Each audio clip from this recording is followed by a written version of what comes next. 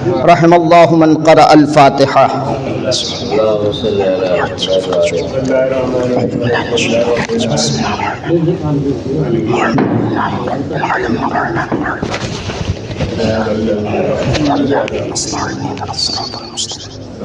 صراط الذین انعمت علیہم غیر المغضوب.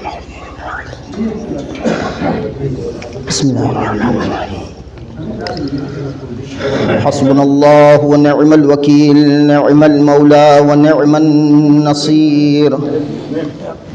اعوذ باللہ السمیع العلیم من الشیطان الرجیم. بسم اللہ الرحمن الرحیم. الحمد للہ الذی لم يتخذ صاحبة ولا ولدا ولم يكن له ولي من الذل وكبره تكبيرا.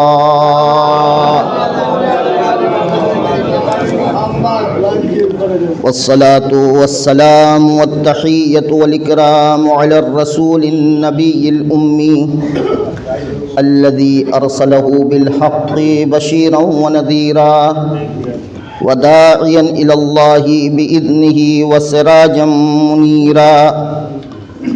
سيدنا ومولانا أبي القاسم محمد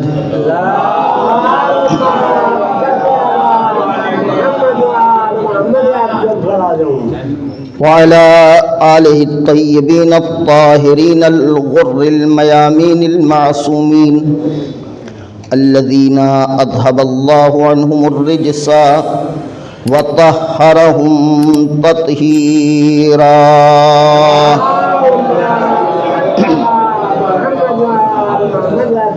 ولعنة الدائمة على أعدائهم أجمعين. أما بعد. اللهم وهذا رجب المكرم الذي أكرمتنا به أول أشهر الحرم أكرمتنا به من بين الأمم. صلوات پڑھ محمد وآل محمد.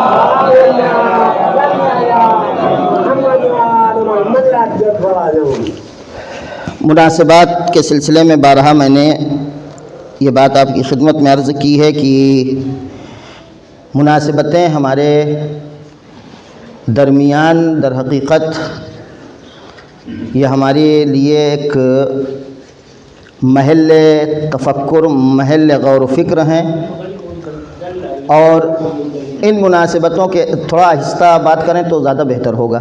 دل ہی دل میں بات کیجئے، زیادہ منہ سے بات نہ کیجئے.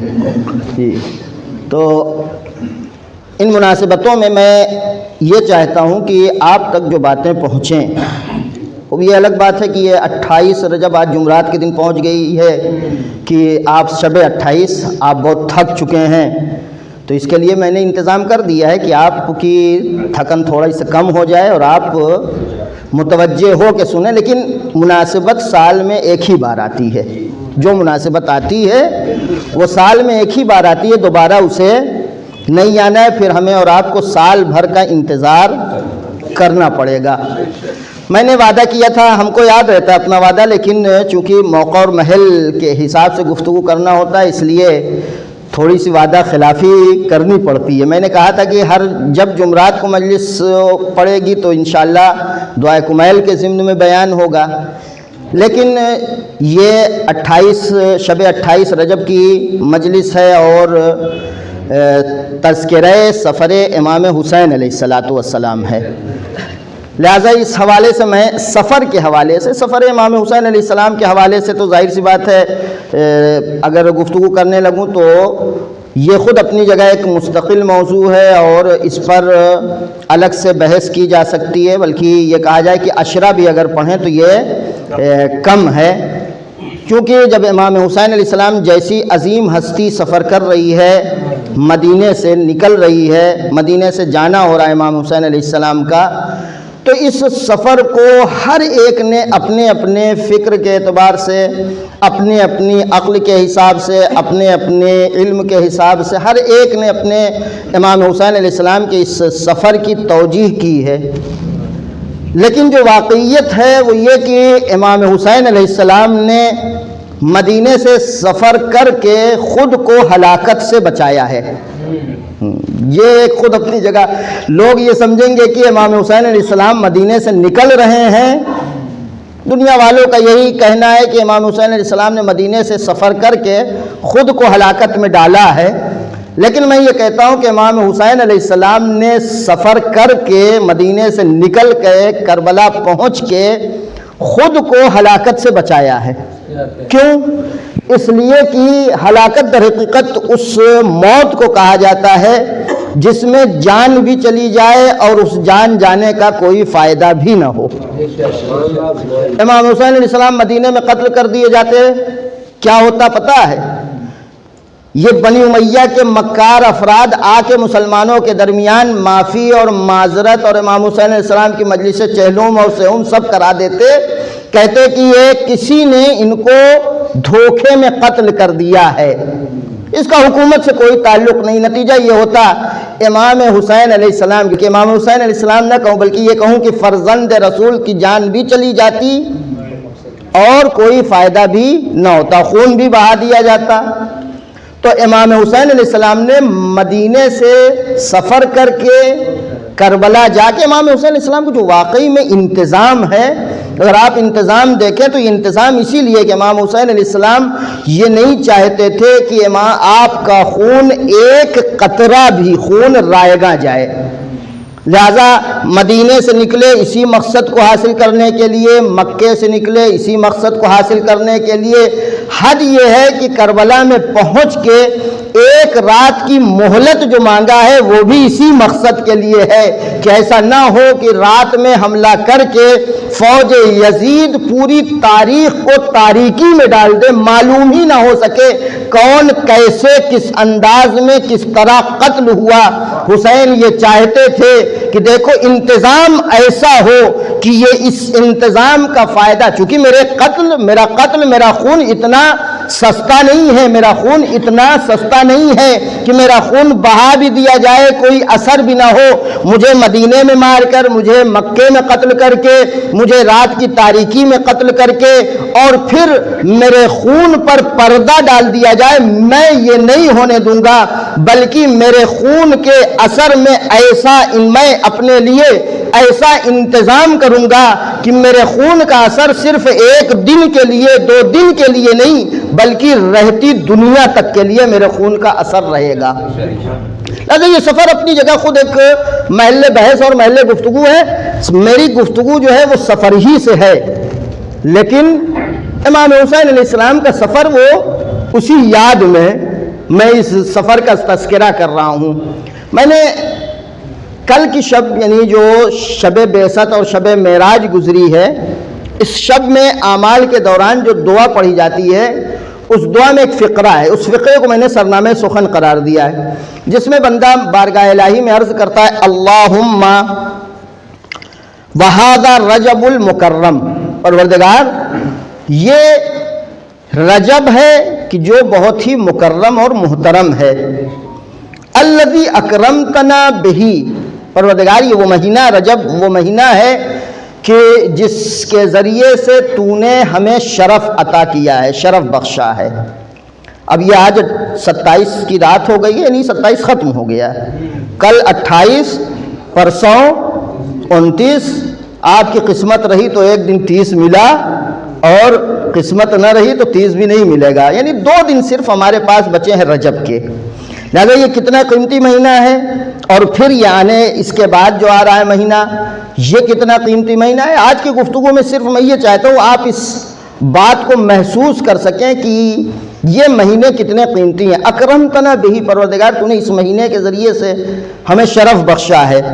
اول اشہر الحرم، یہ پہلا جو ہے وہ مہینہ ہے، 3 مہینے چونکہ لگاتار ہیں، ان 3 مہینے لگاتار جو ہیں ان میں سے وہ ادھر محرم والے ہیں، محرم ہے، ذی الحج ہے، ذی قعد ہے، لیکن اس میں جو ہے جو ابتدا ہوتی ہے وہ رجب سے ہوتی ہے، اشہر الحرم کی، جو ماہ حرام ہے، ماہ محترم مہینے ہیں، قرآن میں بھی تذکرہ ہے، روایات میں بھی ہے۔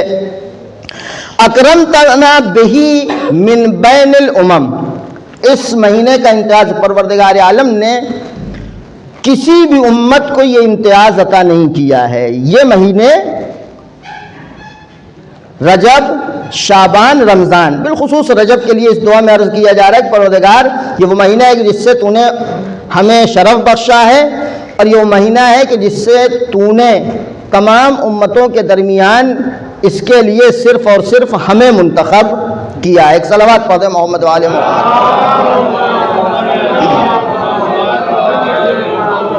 یہ جو مہینہ گزرا ہے جس کے میں نے کہا 2 دن بچے ہوئے ہیں، یہ اس مہینے کا لمحہ لمحہ، اس مہینے کی گھڑی گھڑی، اس مہینے کا ہر گھنٹہ یہ بہت ہی مغتنم تھا۔ پروردگار عالم نے مختلف انتظام اس میں کیے تھے۔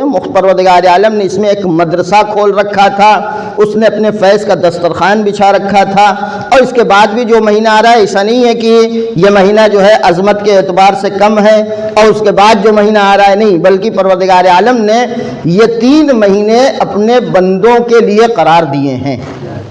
یہ 3 مہینے بہت اہم ہیں، یہ جو رجب، شعبان، رمضان، اور بلکہ یہ کہا جائے تو غلط نہ ہوگا کہ ہمیں تو پہلی منزل جیسے ہی مثلا اس مہینے رجب کے مہینے کا چاند دیکھا تھا ہمیں شکر ادا کرنا چاہیے تھا، پروردگار تو نے توفیق دی، یہ مہینہ ہم نے درک کیا، اب تک زندہ رہے۔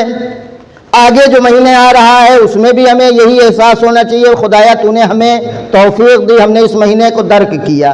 ماہ مبارک آ جائے وہاں تو بالکل شکر کی انسان کو حد کر دینی چاہیے، پروردگار تو نے توفیق دی، اس لیے کہ برزخ میں جانے والوں کو جو سب سے بڑی حسرت ہے ان میں سے ایک حسرت یہ بھی ہے، پروردگار ہم نے رجب، شعبان اور رمضان درک نہیں کیا، محروم ہو گئے۔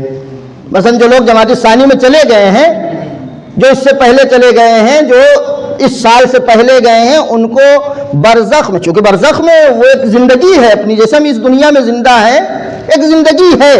اب جیسے کا مطلب آپ مت یہ سمجھیے گا کہ وہاں بھی یہی مرغا چل رہا ہوگا، وہاں پہ بھی یہی کباب چل رہا ہوگا، جیسے کا مطلب یہ کہ ایک زندگی ہے، ایک جینا ہے، وہاں پہ بھی حسرتیں ہیں، وہاں پہ بھی امید ہے۔ ان میں سے ایک حسرت یہی ہے کہ پروردگار ہم رجب کو درک نہیں کر سکے، پروردگار ہم شعبان کو درک نہیں کر سکے، تو اگر پروردگار عالم نے ہمیں موقع دیا ہے، ہمیں فرصت دی ہے، تو ہماری ذمہ داری ہے کہ ہم ان دنوں سے، اس کی گھڑیوں سے استفادہ کریں، ایک ایک لمحہ۔ اس لیے ایک دن جب گزرتا ہے تو یہ گھبراہٹ ہوتی ہے کہ یہ مہینہ ختم ہو رہا ہے، یہ مہینہ ختم ہو رہا ہے، واقعی میں بہت قیمتی مہینہ ہے۔ یہی آج کا روزہ جو گزرا ہے، آج کا روزہ جو گزرا ہے کتنا قیمتی تھا پتہ ہے؟ ایک روزہ آج جو ہے 27 رجب کا روزہ، یہ ایک روزہ 70 سال کے روزے کے برابر تھا۔ ایک روزہ 70 سال، کس کو معلوم ہے 70 سال ہماری عمر رہے گی یا نہیں رہے گی؟ 70 سال ہم زندہ رہیں گے یا نہیں رہیں گے؟ یا بھی اس کی وضاحت بھی کروں گا کہ ایک روزہ 70 سال کے روزے کا مطلب کیا ہے، یا اس طرح کی حدیثیں جو ہیں ان کا کیا مطلب ہے کہ مثلا یہ عمل کر دیجئے اس کا اتنا ثواب ہے، یہ عمل کر دیجئے اس کا اتنا ثواب ہے۔ بہرحال پروردگار عالم نے ان مہینوں میں اپنے دسترخوان فیض کو عام کیا ہے۔ یہ دسترخوان کوئی خاص بھی نہیں ہے، لیکن ایک اہمیت کو بیان کرنے کے لیے یہ بیان کرتا چلوں کہ پروردگار عالم کے سارے دن ہیں، پروردگار عالم کی ساری گھڑیاں ہیں، سارے زمانے اس کے ہیں، سارا مکان اس کا ہے، لیکن بعض چیزوں کو پروردگار عالم نے خصوصی طور پر جب اپنی طرف منسوب کیا ہے تو اس سے یہ اندازہ ہوتا ہے کہ یہ بہت ہی خاص ہے۔ جیسے زمانوں میں بعض زمانوں کو پروردگار عالم نے اپنی طرف منسوب کیا ہے، زمانہ چاہے وہ دن رات کا زمانہ ہو، چاہے مہینے اور سال کا زمانہ ہو، یہ زمانہ کہا جاتا ہے۔ زمانے کو پروردگار عالم نے 2 طرح کے زمانے کو پروردگار عالم نے اپنی جانب منسوب کیا ہے۔ اللیل لی، رات میرے لیے ہے۔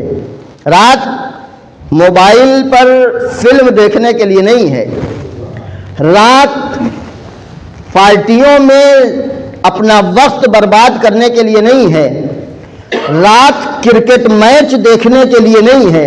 اللیل لی، رات کیا ہے؟ ہمارے لیے ہے، اس لیے پروردگار ان ناشئۃ اللیل، خداوند کریم قرآن مجید میں اعلان کر رہا ہے ان ناشئۃ اللیل ہی اشد وطئا واقوم قیلا۔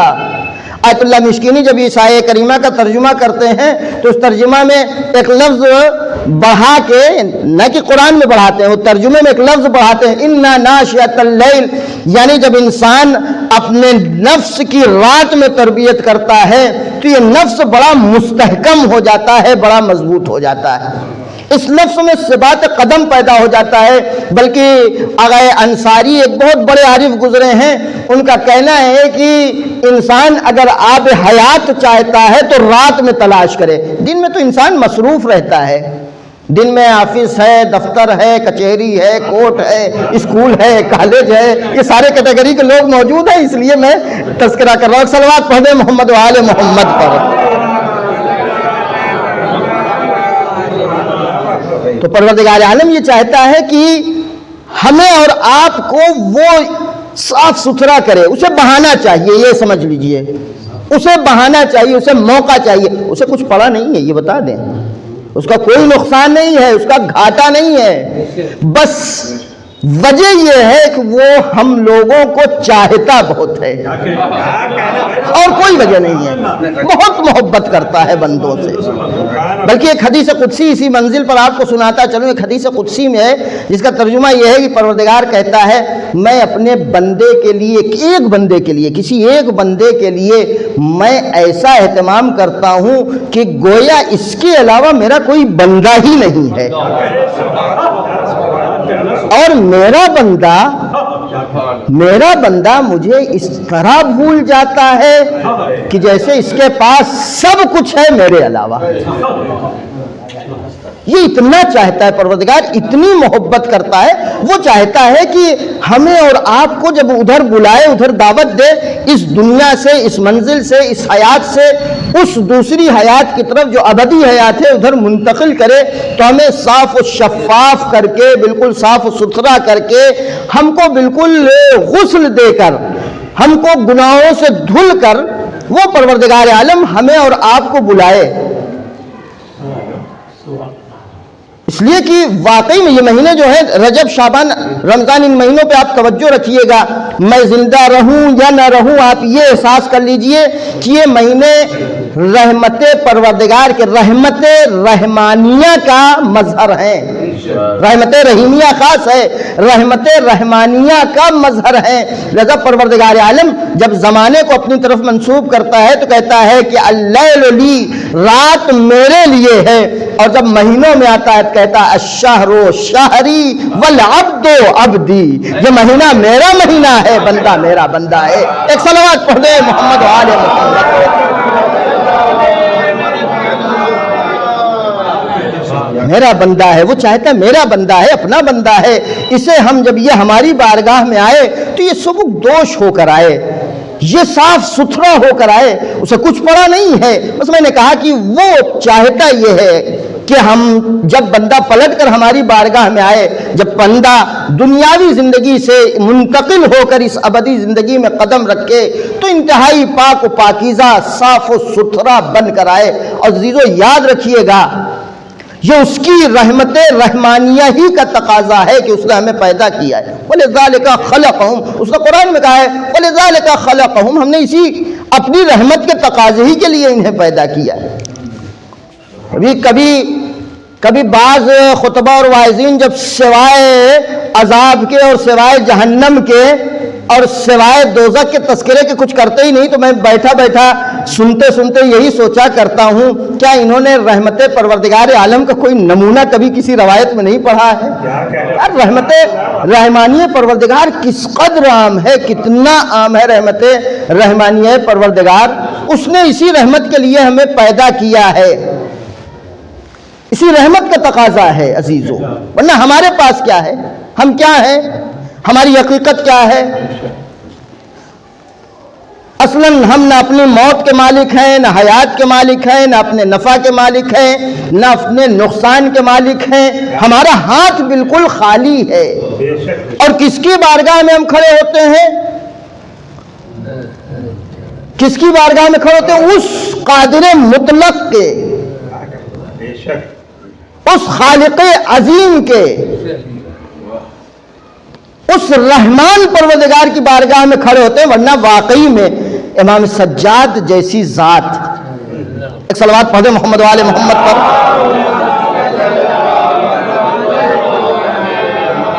ہماری اور آپ کی بساط کیا ہے؟ ہم واقعی میں کمزور ہیں، ضعیف ہیں بالکل. یہ ضعف اور یہ کمزوری جب اس کی بارگاہ میں کھڑے ہوتے ہیں نا تو احساس ہوتا ہے کہ وہ کون ہے. ہماری نماز جب ہم کھڑے ہوتے ہیں نماز پڑھنے کے لیے تو یہ واقعی میں اگر انسان اپنی حقیقت سمجھ جائے، احساس کر لے کہ اس کے مقابل میں ہماری نماز کی حیثیت کیا ہے. نہ ہماری نماز نماز ہے، نہ ہماری عبادت ہے. اور پھر جب اس کی بزرگی کا خیال آ جائے تو یہ سمجھ لیجئے ہماری نماز، یہ ہماری نماز فائل کھول کے دیکھنے لائق بھی نہیں ہے پروردگار کی نظر میں، کہ وہ یہ دیکھ سکے کہ ہاں اس کی نماز کا کون سا حصہ صحیح تھا، کون سا حصہ صحیح نہیں تھا.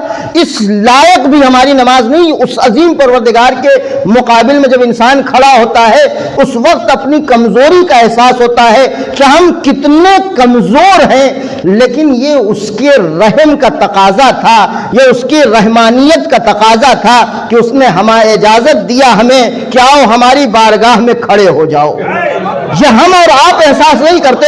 امام سجاد علیہ السلام کہتے ہیں کہ لولا الواجب من قبول امرک لنزہتک من ذکرک ایاک. اے پروردگار اگر تو نے حکم نہ دیا ہوتا، اگر تو نے امر نہ کیا ہوتا تو ہماری جرأت کہاں تھی ہم تیرے بارگاہ میں کھڑے ہو جاتے آگے. لنزہتک ایاک، اس لیے کہ این التراب والرب الارباب، یہ ہم خاک کہاں اور وہ کہاں رب الارباب، کہ جس پروردگار عالم کے لیے یہ اسی دعائے رجب کے سلسلے میں ہے کہ یا من استوى برحمانیت، اے وہ پروردگار جو اپنی رحمانیت کی وجہ سے عرش اعظم پر اس کی حکومت ہے. فصار العرش غیبا فی ذاتہ، کل کائنات جب اس کے مقابل میں آتی ہے، کل کائنات، صرف زمین کی گفتگو نہیں ہے، کل کائنات کی جب گفتگو آتی، کل کائنات اس کے سامنے بالکل ایک ذرہ ہے، ایک ذرہ. وہ پروردگار ہمیں اور آپ کو اجازت دے کہ ہم اس کے سامنے نماز کے لیے کھڑے ہو جائیں تو بہت بڑا رتبہ ہے ہمارا، بہت عظیم چیز ہے. وہ اجازت دے دے صرف کہ ہم اس کی عبادت کریں، یہ اتنا بڑا مرحلہ ہے جس پروردگار کے سامنے کل کائنات کچھ نہیں ہے. کل کائنات، حد یہ ہے کہ عالم ذر کو عالم ذر کیوں کہتے ہیں؟ عالم ذر کو عالم ذر کیوں کہتے ہیں؟ اس لیے کہ جو وہاں تھے، جب ہم وہاں تھے نا، وہاں ہمیں احساس تھا کہ ہم اس ذات کے مقابل میں ذرہ بھی نہیں ہیں. یہاں آ کے احساس ہونے لگا میرے دادا یہ تھے، میرے پر دادا وہ تھے، اور میں یہ ہوں، میری حیثیت یہ ہے. ہم اور آپ اگر ایک لمحے کے لیے خود کو اس کے مقابل میں تصور کر لیں، خود کو اس کے مقابل میں سوچ لیں تو اپنی حیثیت معلوم ہو جائے گی کہ ہم ذرہ بھی نہیں ہے. ہمارا وجود اصلاً اس ذات کے مقابل میں قابل ذکر نہیں ہے. لیکن اس پروردگار کا کرم ہے کہ اس نے یہ 3 مہینے ہمیں عطا کیے ہیں کہ ان 3 مہینوں میں تم تیاری کرو، تم آمادگی کرو، تاکہ میں فخر سے کہہ سکوں کہ یہ میرا بندہ ہے. ایک صلوات پڑھ دے محمد و آل محمد. پروردگار عالم نے اس 3 مہینے میں در حقیقت ہمیں اور آپ کو سفر کا حکم دیا ہے. رکو نہیں، ٹھہرو نہیں، ایک جگہ ٹھہر مت جاؤ، سفر کرو، آگے بڑھو. جس طرح سے تم دنیاوی سفر، اس لیے کہ سفر کی حالت میں حالات بدلتے ہیں. خود دنیاوی سفر کی بھی بڑی تاکید ہے. انسان اگر پریشان رہتا ہے، انسان کو ذہنی ٹینشن ہے، سفر کرے، تو اسی طریقے سے پروردگار عالم نے ان مہینوں میں ہمیں معنوی سفر کا حکم دیا ہے. دیکھو، رکے نہ رہنا، ایک جگہ ٹھہرے مت رہنا.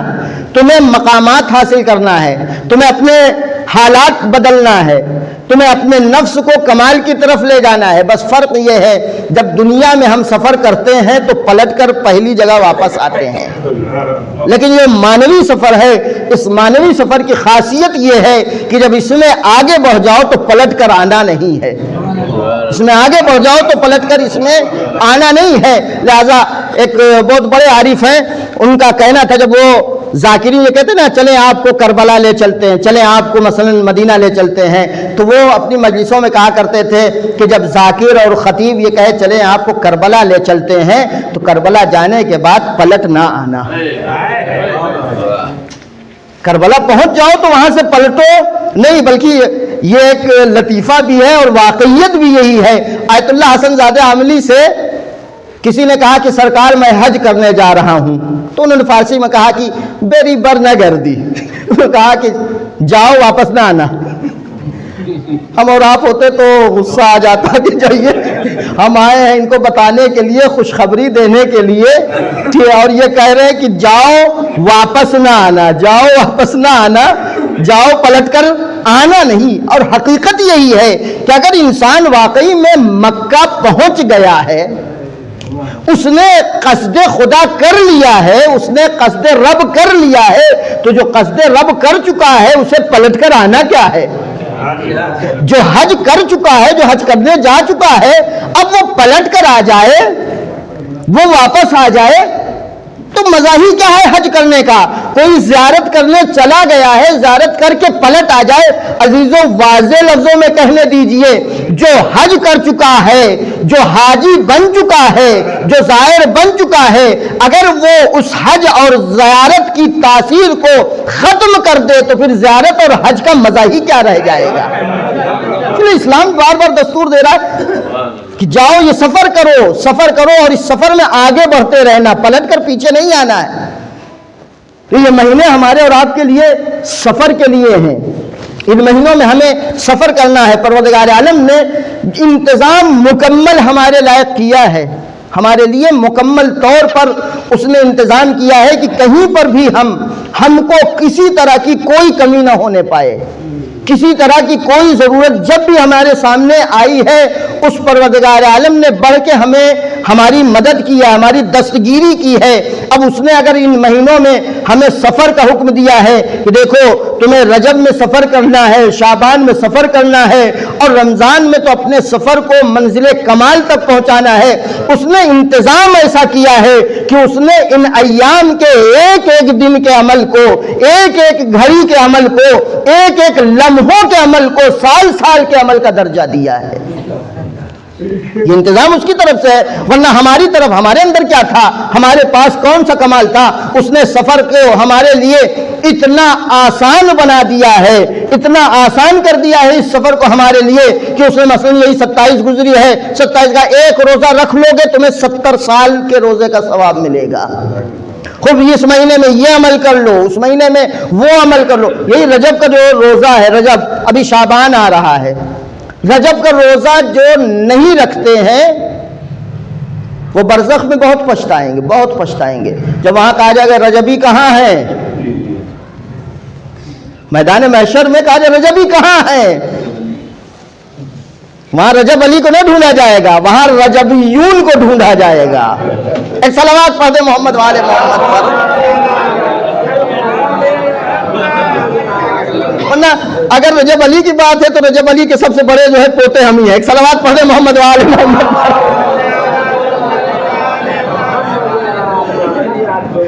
تو وہاں پہ رجبیون کی تلاش ہوگی. یہ رجبیون کون ہے؟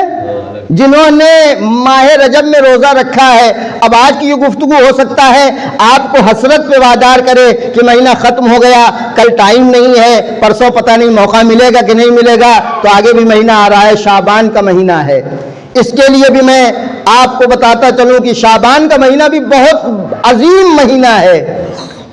انسان ولو ایک روزہ رکھے, بولے ایک روزہ رکھے, رجب میں بھی ایک رکھ لے, شعبان میں بھی ایک رکھ لے, کچھ نہیں کر سکتا, کم سے کم ایک روزہ تو رکھ ہی سکتا ہے, ایک روزہ. اور اگر کسی کے پاس حوصلہ ہے تو ہر دوشنبہ اور ہر جمعرات کو روزہ رکھے ماہ شعبان میں.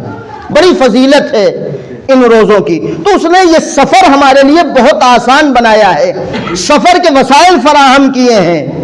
اس نے مثلا ماہ مبارک رمضان میں پہنچ کے اس سے پہلے ہی شعبان میں آ جائے, شعبان کی یہی نیمہ شعبان, یہ لیلۃ القدر کا ایک ٹریل ہے.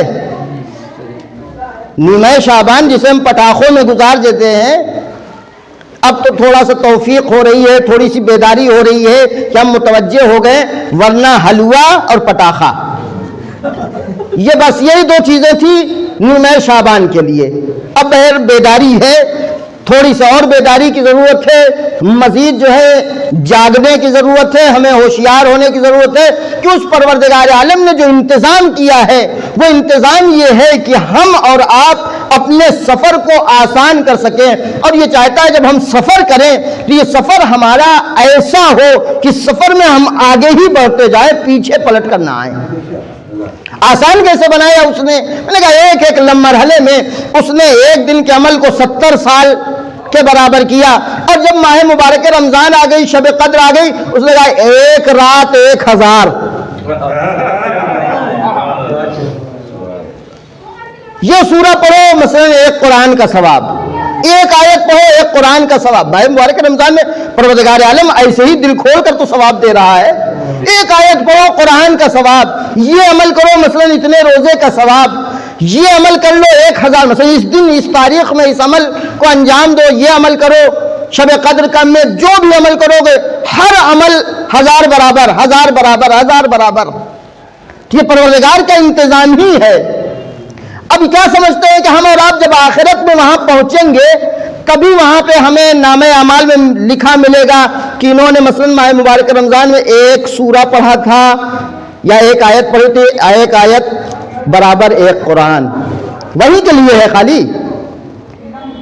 تھوڑی سی ہماری توجہ اگر یہ ہو جائے کہ نہیں، جو اعمال ہم انجام دیتے ہیں ان اعمال کا اثر صرف وہی ظاہر نہیں ہوگا بلکہ اس سے پہلے ان اعمال کا اثر اس دنیا میں ظاہر ہوگا، تو شاید ہم ان اعمال کی طرف زیادہ متوجہ ہو جائیں۔ ہم یہ سمجھتے ہیں جو عمل ہم کرتے ہیں، اسی لیے تو بہت سارے ہنسی مذاق میں کہتے ہیں نا کہ عمل کر لئے تو یہ اس کی کیا ضرورت ہے، یہ تو دیکھا جائے گا، یہ ادھار ہے، یہ تو آخرت کا معاملہ ہے۔ یہ کس نے کہہ دیا ہے آپ کو؟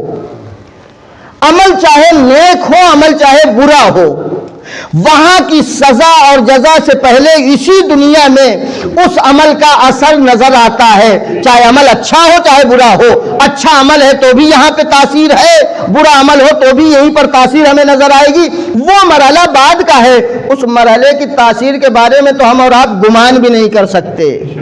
لہذا اگر کسی گناہ کے بدلے میں پروردگار عالم کان اینٹھ دے یہاں پر ہمارا، تو اس کا شکر ادا کرنا چاہیے، پروردگار تو نے ہمارا یہاں کان پکڑ کے آخرت میں اس دائمی عذاب سے بچا لیا ہے۔ ایک صلوات پڑھ دو محمد وآل محمد پر۔ لہذا ایک دن کا روزہ اگر 70 سال کے روزے کے برابر ثواب پروردگار دے رہا ہے، ایک آیت کا ثواب پروردگار عالم ایک قرآن کی تلاوت کے برابر دے رہا ہے، ایک رات کے عمل کا پروردگار عالم ثواب اگر 1000 کے دنوں کے برابر دے رہا ہے، تو یہ سمجھ لیجئے کہ اگر ہم یہ عمل 70 سال انجام دیتے، 1000 بار انجام دیتے، یا ایک قرآن مثلا پڑھتے، جو تاثیر ہمارے جسم پر، جو تاثیر ہمارے روح پر یہ قرآن پڑھنے سے ہونے والی تھی، پروردگار عالم نے وہ تاثیر ایک آیت میں رکھ دی۔ جو تاثیر 70 روزوں میں تھی، 70 سال کے روزوں میں تھی، وہ تاثیر پروردگار عالم نے ایک روزے میں رکھ دی ہے۔ ایک صلوات پڑھ دے محمد وآل محمد۔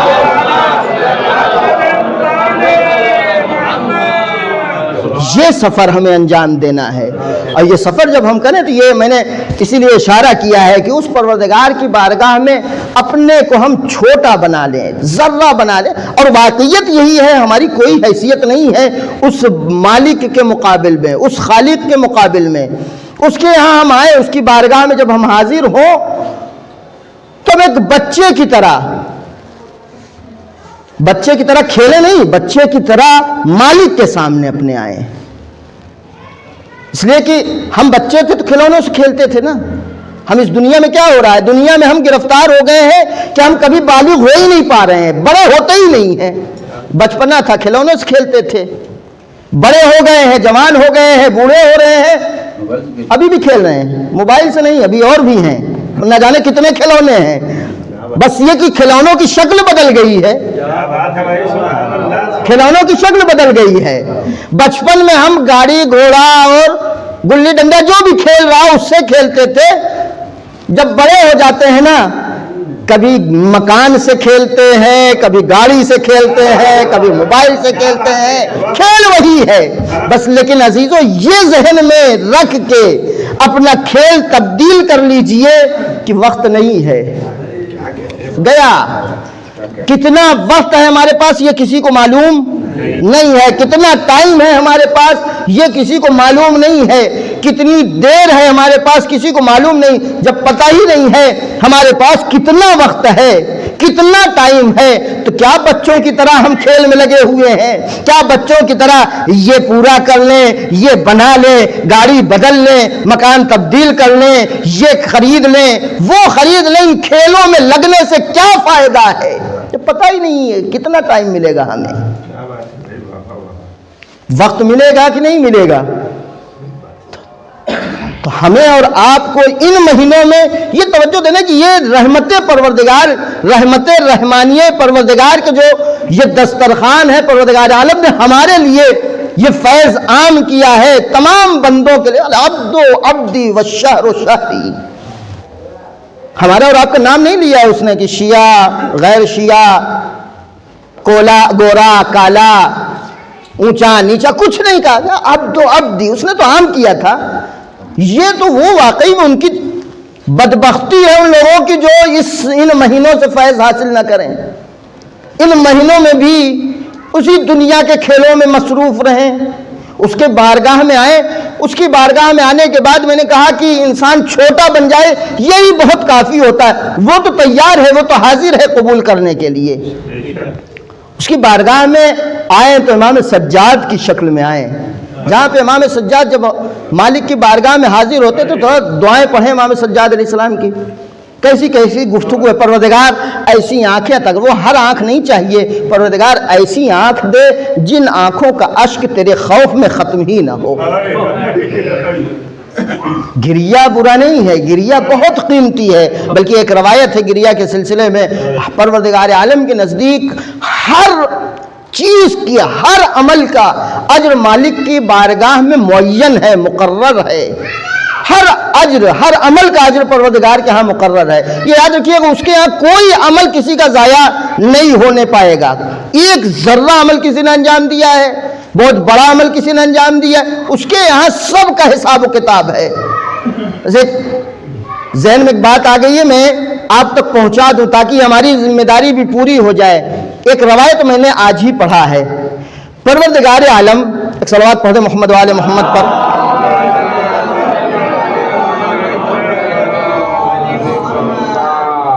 ایک اور صلوات پڑھ دیں محمد و آل محمد پر.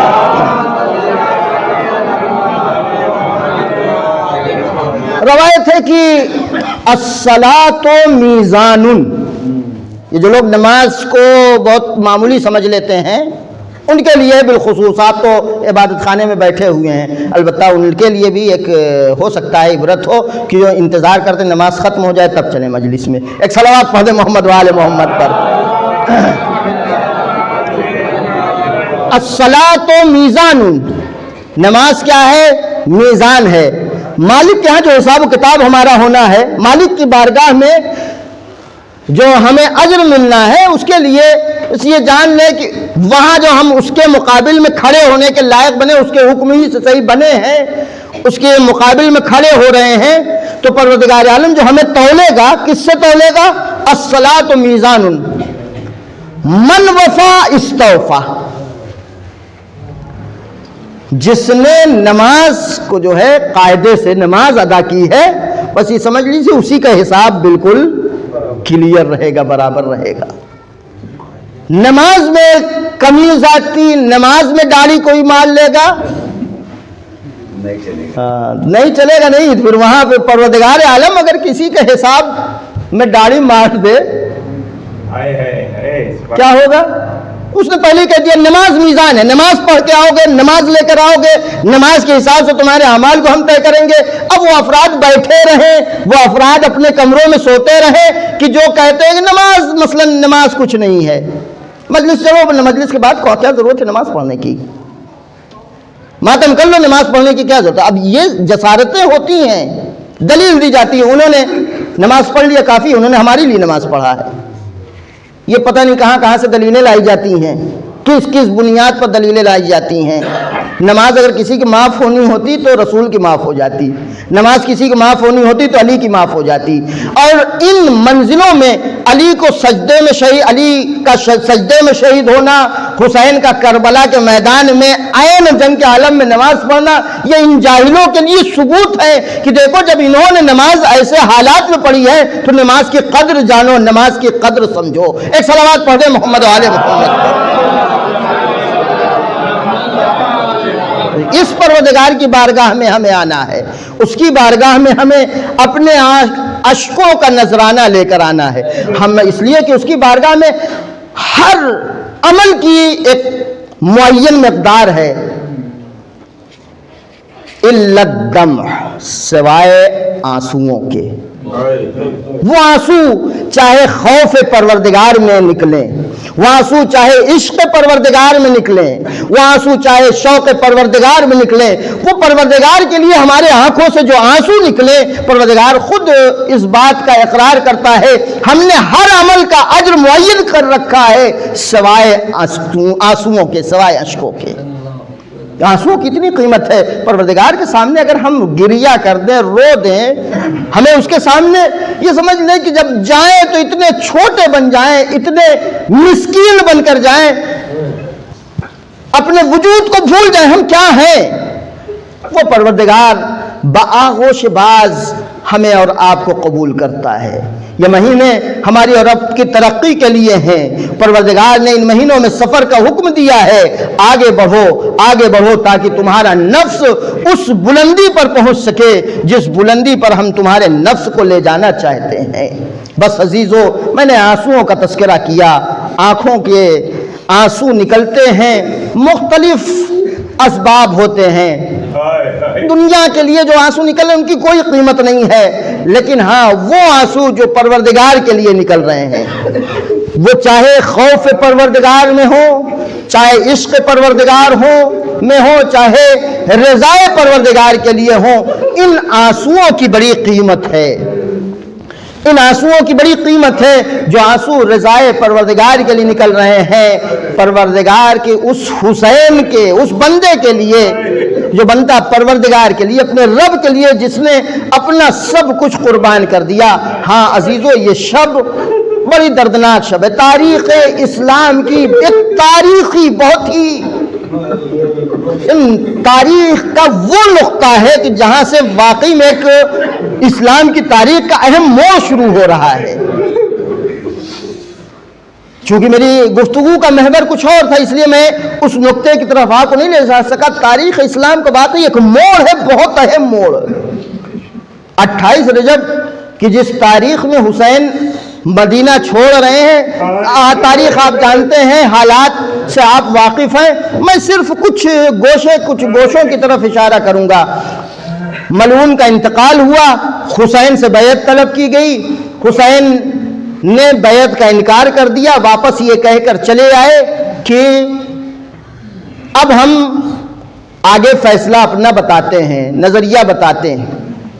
ایک چیز میں نے دیکھا ہے کہ حسین ابن علی جب دربار ولید سے واپس آ رہے تھے تو قاعدتاً حسین کو اپنے گھر واپس آنا چاہیے تھا، لیکن حسین اپنے گھر نہ جا کر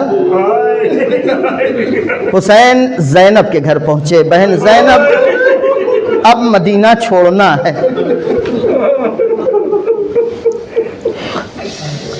سامان سفر تیار ہوا، حسین مدینہ چھوڑنے کے لیے تیار ہو چکے ہیں۔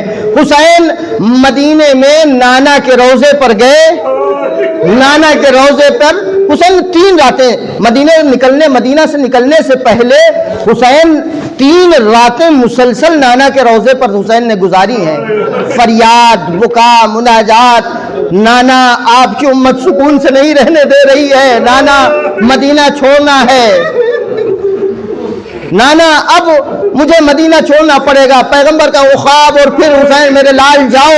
حسین نانا سے رخصت ہوئے، بھائی سے رخصت ہونے کے لیے گئے، تو میں نے یہ کہیں پڑھا نہیں ہے لیکن میں اپنا احساس بیان کر رہا ہوں۔ عزیزو، بھائی کی لحد پہ پہنچے ہوں گے تو حسین نے کہا ہوگا بھائی مدینہ چھوڑ رہا ہوں، آپ کی یاد بہت آئے گی۔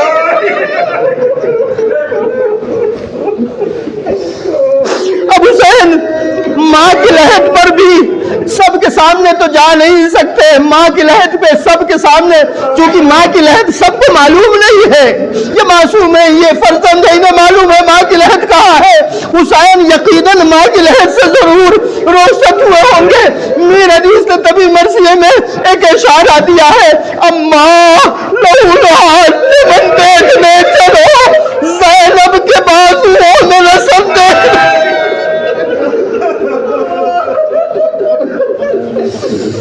حسین بزرگوں سے رخصت ہوئے۔ اب حسین جس دن مدینے سے سفر کر رہے ہیں، قافلہ تیار ہو چکا ہے۔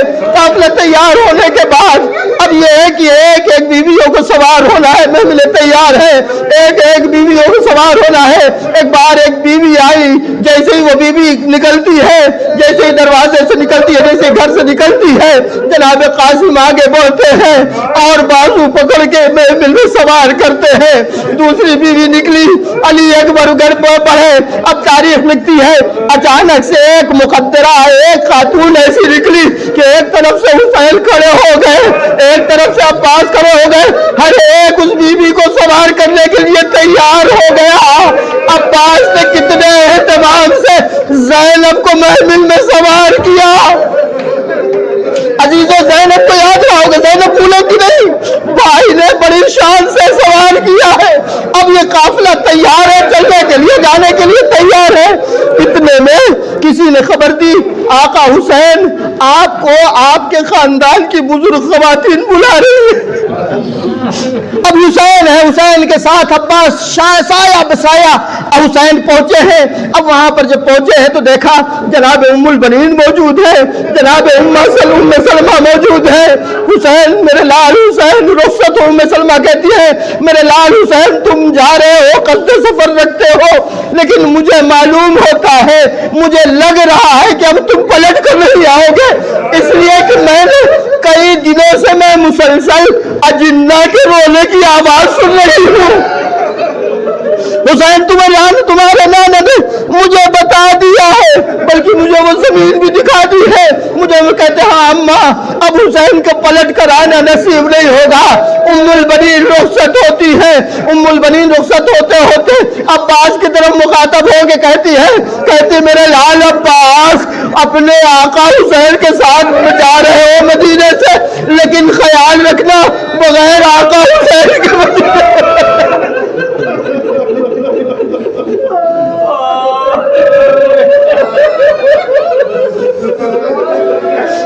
میں نے ختم کیا۔ حسین چلنے کے لیے تیار ہے، بس یہ آخری مرحلہ جب آپ یاد کیجئے گا، بہت گریہ کیجئے، بہت درد ہے اس منزل پر۔ حسین نے ایک بار عباس کو آواز دی، عباس تقدم جوادی، عباس میرا گھوڑا لے کر آؤ۔ جب بھی حسین کو گھوڑے پہ سوار ہونا ہوتا تھا آواز دیتے تھے عباس تقدم جوادی، میرا گھوڑا آگے لاؤ، میرا گھوڑا لاؤ۔ عباس نے گھوڑا آگے کیا، حسین سوار ہوئے، تاریخ گزرتی رہی، ایک وہ وقت بھی آیا حسین خیمے سے باہر نکلے، تائیں دیکھتے ہیں تائیں دیکھتے ہیں۔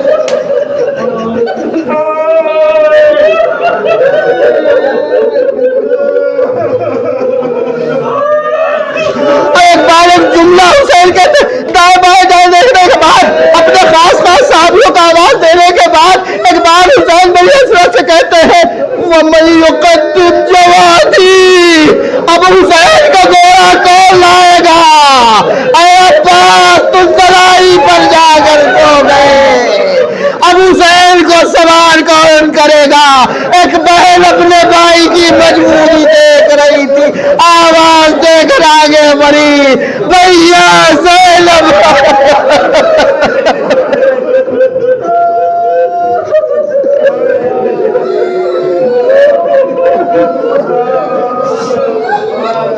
سيعلم الذين ظلموا